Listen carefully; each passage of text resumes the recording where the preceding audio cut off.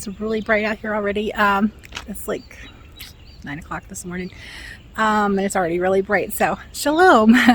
I'm Angel from Healthy in Heart. I hope you are healthy in heart, mind, body, and soul today. So it is Sunday, May the 22nd, and what a difference a week makes. Guys, look at this. The cabbage is growing enormous to the point that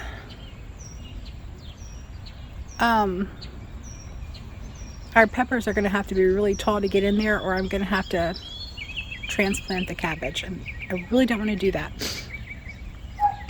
But it is becoming a little bit of a problem as far as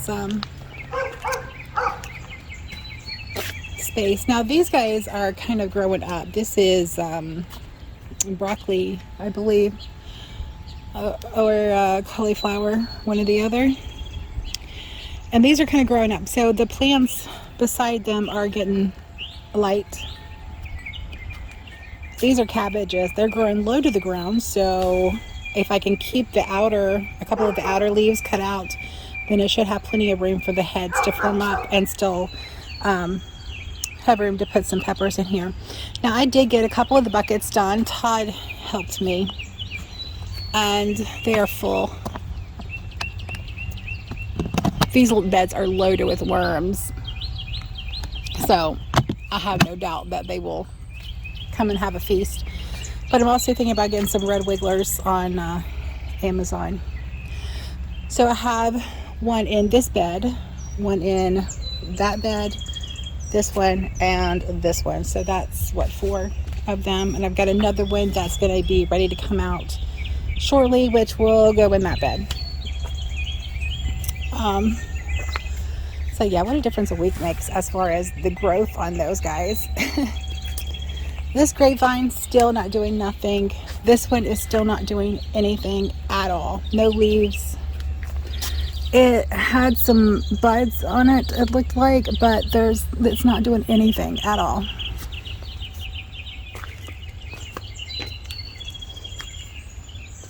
The kale is gorgeous. We have actually harvested quite a few leaves off of the cabbage, and we've harvested quite a bit off of the kale as well. But yeah, those peppers need to really grow, or they're not going to have much light. Now, some of the cabbages in this one died, which, I mean, it happens. You're going to lose some. This grapevine is doing really, really good. It is, putting on some leaves. That's good. You need to stand up, baby, if you're going to get some water. This guy has done nothing. It's got a partial leaf, and that's it. The stem is still green, so it's not dead, but it's also not doing anything. That is a giant bug. Do you see it? I'm hoping it's a friend. I need to trim out the tomatoes again also. But look, these guys are starting to come up. So, shh, don't tell Todd. Maple tree. This is the garlic. It's got a garlic scape on the top. The rest of it's dying, so I'm going to see if it'll go to seed. But the tomatoes are gorgeous. The celery is growing. I really do need to trim out the tomatoes again. Look at the stem on this one. Oh my gosh, that's enormous. That's bigger than my thumb. And it has vines already, but it's like really pulling this way. But look at this. It's loaded with tomatoes. Well, blooms, blossoms, future tomatoes. We got some right here. I have no idea what this is, but they seem to be planted together. I didn't do that.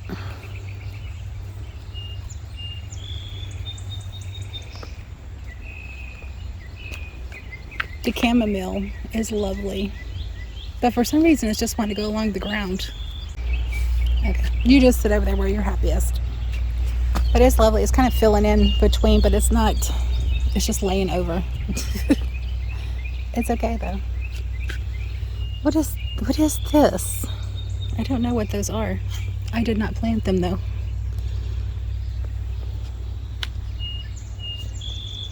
But the celeries are doing good. The chamomile is beautiful. The parsley is beautiful. I wasn't sure if it would make it or not because I did transplant that and the chamomile because I thought it was dill having grown up, having popped up over here where I had, over here where I had the dill last year. And the chamomile, of course, was on this side. I didn't think that it would,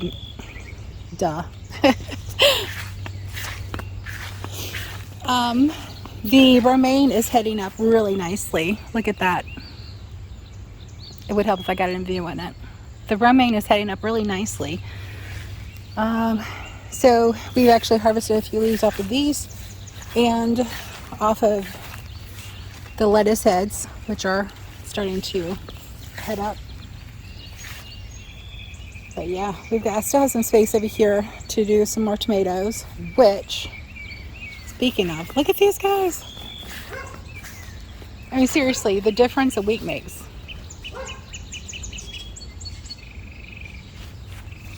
See if I can get over here without getting my feet soaking wet with pond water.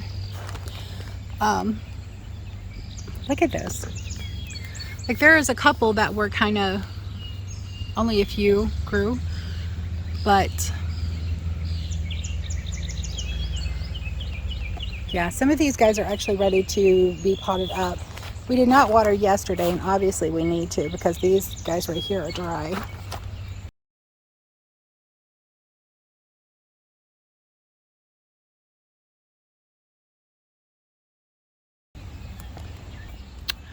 I also have some ginger in the house that is sprouting, so I'm going to get those in some planters and bring them out here.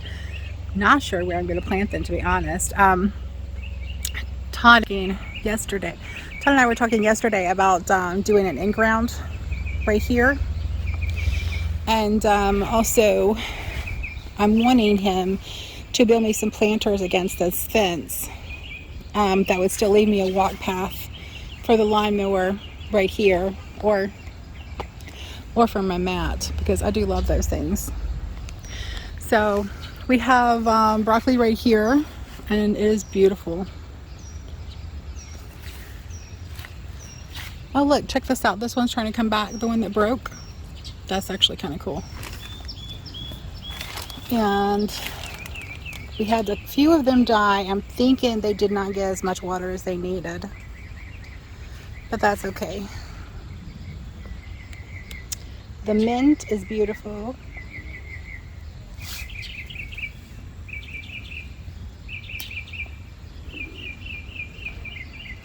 It's supposed to be chocolate mint. It doesn't smell like chocolate. It does smell like mint. These are Todd's maple trees. Look at that little branch just coming off the bottom right there.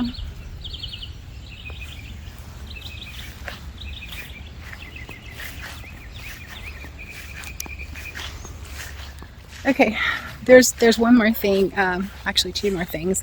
I was going to video, but Todd was out here helping me, and I was going to take advantage of that, so I did. And so we got this planted up. It desperately needs some water. Some of them didn't make it, even though they've had plenty of water because it's been raining. But you know, it was a clearance plant, so that happens. It's okay. I'm not going to cry about it. I love these sedums. They're blooming. Everywhere I have them planted, they're blooming. I also need to pull out some crabgrass right there, but I moved these guys. They were over there just kind of sitting in a pile of dirt on some cardboard, and I moved them over here. So this is the dianthus that's looking pretty rough. Both of those are, and I wouldn't be surprised because it looks like a cat has been digging in here, so it may have gotten sprayed by the cat. But that happens. We also got these apple trees planted, so we now have a mini postage stamp orchard kind of going here. These are dwarf trees, so they're not going to get really big anyway. They have 7 foot of space, around 7 to 9 feet of space, and so these two are the prettiest ones. This one is actually starting to put on some branches, as you can see. This is the one that was looking really bad, and check this out. It's coming back. This one is the Candy Crisp, and it was looking really bad, but it's got some new growth at the bottom. Todd said, well, you probably just need to top it off. I'm like, well, I may, but I scratched it right here and it's still green, so I'm just gonna let it do its thing and see what happens. Same with this one, but look at all the green that's come up on this. So we were able to save it. This is the Macoun apple. I'm sorry, these are semi-dwarfs. This big beautiful one right here is the Gravenstein. These are supposed to be fantastic apples.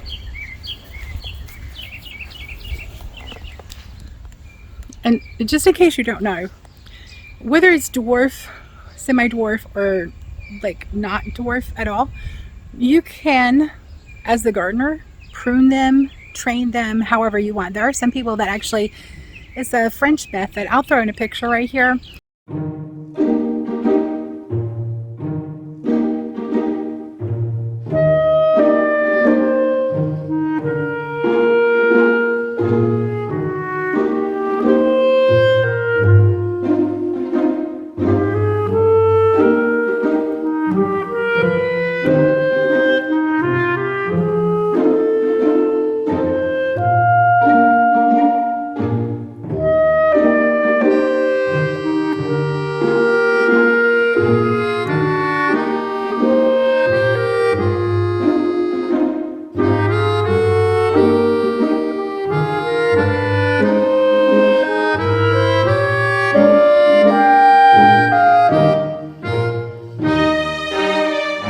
Where they train them out like they do grapevines. That's kind of interesting. I got a peach tree and one of the 5-in-1 plum stone fruits that come in yesterday, so those need to get planted out, and I'm thinking I might put them on the other side of the collapsed gazebo. So, but this is the garden. So I've already covered everything that's different, and oh, I do want to show you this. So these are Chester blackberries, and they are loaded with blooms. This is the one our neighbor gave us, Becky and Richard, and that was such a sweet gesture. I mean, that was so sweet of them. So, but it is loaded with blooms, and I have to go the long way around. Back here we have a blueberry that I need to get into the ground. It is loaded with blooms, and this piece needs to get cut off because it is dead down to right there. This grapevine, he is stubborn, so I am going to take him out of this pot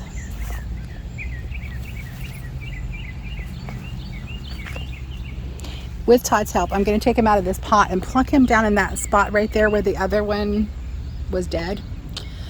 My elderberry is in bloom. I believe this is another elderberry. It's not quite in bloom yet. Let's see. Yeah, the leaves are the same. This is my other Chester blackberry that got oversprayed when these guys sprayed the fence line last year. And look at this thing now, because I was quick to and this is a weed that's popped up in there. That's not a blackberry. But because I was really quick to, or is it? Maybe it is. See, you're fuzzy. Yeah, it is blackberry. Okay, that is a blackberry. So it's got a couple dead vines that I needed to cut out right here. But look how many blossoms it has on it. I mean, it has just come back with a vengeance. And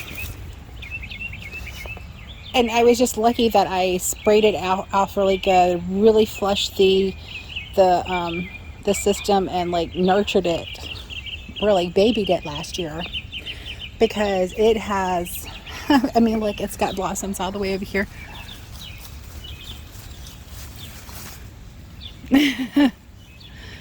It is so happy this year and so full of blooms. It's amazing. I mean, this guy just wowed me. I'm not sure if I went into the story, but my husband had a dog that he named Chester. My husband's a musician also, so he named him after one of the blues musicians. Two different blues musicians. He got two of the names. Chester was one of them. That's what he was called. So when I saw the Chester blackberry, I got that in memory of that dog. I never met him, but he lives on in everybody's memory that has ever met him. So I still think he died like 16 years ago. I still hear stories about him. So and I never met him. So anyway, so that was in our, okay, these guys right here with these beautiful leaves right here, they're kind of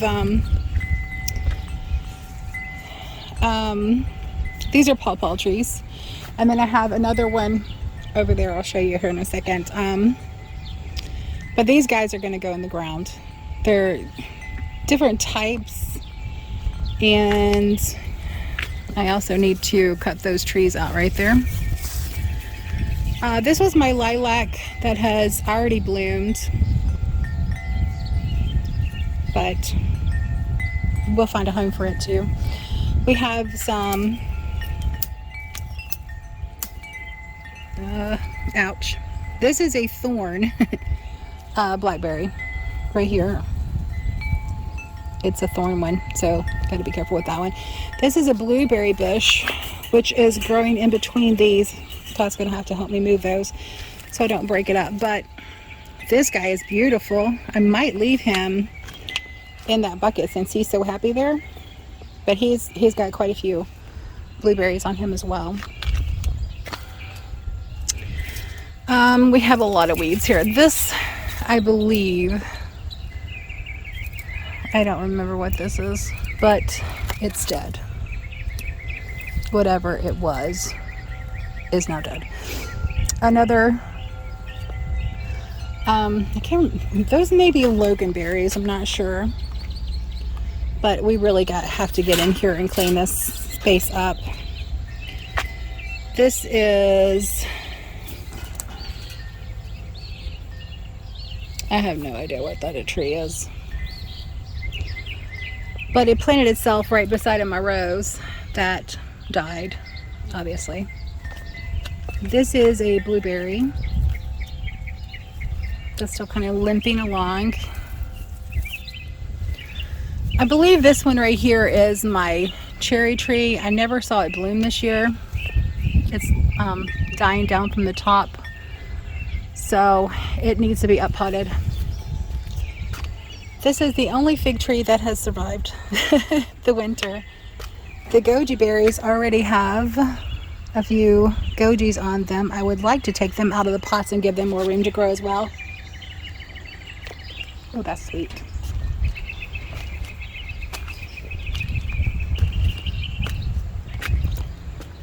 Yeah, so here's my other fig tree. I can't see the screen, I'm sorry, so I don't know where I'm pointing. And right here's the other one. I'm not sure. That may be actually be trying to come up from the root. Actually, I think they're both trying to come up from the root. That's interesting. If you don't know about figs, they will actually spread by the root as well. So, doesn't look like a fig leaf, but actually, yeah, it does. But yeah, so it's coming back up from the root. That's kind of cool. But if you didn't know that about fig trees, they will actually spread by the root system. So if you plant them out in the ground versus in a pot, just be aware of that. I need to do some weeding in these pots and organize them a little better as well. So let's see, right here is my other pawpaw tree that I got beside the wood sorrel, which is almost as big as it is. But it's looking pretty. And then these are all blueberries. This one's got a couple blueberries on it. These are actually 3-year-old blueberries, but they've been stunted where they're in the pots. I would love to get these planted out around the gazebo. As you can see, I've moved the swings back here. I eventually want them put them back against the house because I would love for Todd to build me a shelter right there, coming out like a mini porch type thing. Don't know if that's going to happen or not, but that's in my vision. So like I said, I don't know if it'll happen or not. I did find my canna lilies that I knew I bought, but I just couldn't remember where I put them. Well, there they are. So they can live right there, and then I'll move them in the winter, well, in the fall, and they'll come up somewhere else next year. So that pretty much does it for the garden tour for today. So thank you for joining me. Yahweh bless you and keep you and give you shalom. Until next time, God bless.